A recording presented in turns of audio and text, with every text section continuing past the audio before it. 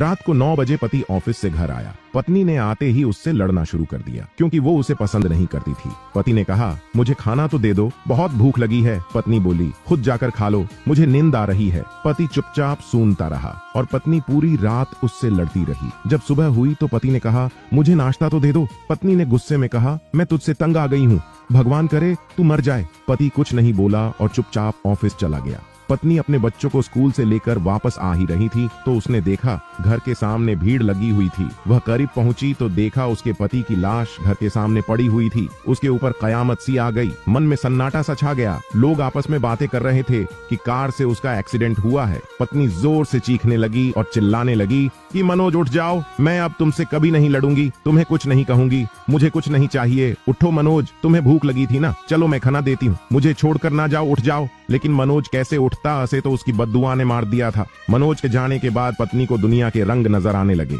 रिश्ते बदलते दिखने लगे, उसके अपने उससे मुंह मोड़ने लगे, दुनिया के लोग उसे गंदी नजरों से देखने लगे। फिर कुछ दिनों में उससे उसका घर भी छीन लिया गया। जो हिस्सा उसका बनता था सासुराल वालों ने उसे दे दिया। पति के मरने के बाद उसे एहसास हुआ कि पति जैसा भी हो, चाहे पसंद का हो या नापसंद का, लेकिन औरत के सर का ताज होता है। अगर सहमत है तो यस लिखे।